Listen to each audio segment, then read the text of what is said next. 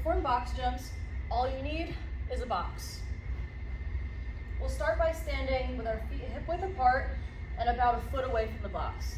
You don't want to be too close because when you jump up, you're going to hit your knees on it and you're not going to clear it.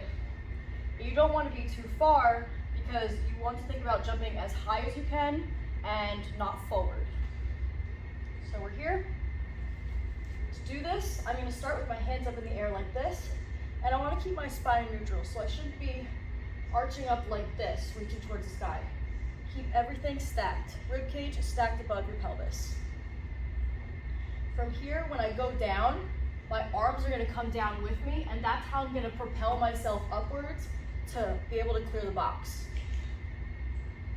So it's going to be a fast movement. You don't want to be waiting down here for a long period of time because then you're going to lose some of the elastic energy you need that's going to help you jump up. So it's going to be quick. It's going to look like this.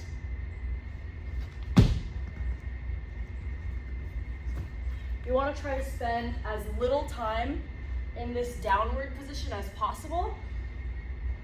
And you also want to think about jumping as high and as hard as you can. So it doesn't really matter how high the box is. The box could be this high, and as long as I'm thinking about jumping as high and as hard as I can, I'm going to be getting the same benefits from it.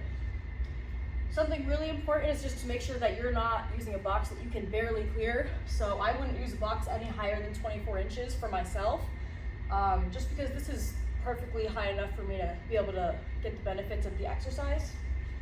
So again, feet hip width apart, hands up in the air, spine neutral. I'm going to swing my arms down and jump up, spending as little time in the bottom position as possible and thinking about jumping as high as I can. I'm thinking about pushing the floor away. So here.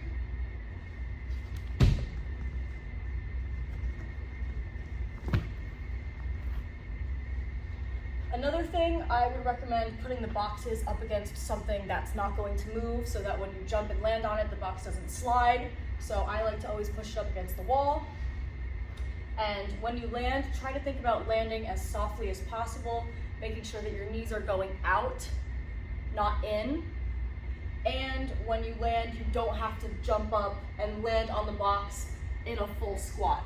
Just jump up and land how you naturally land. So it's here. This is perfectly fine. And that's how you perform a box jump.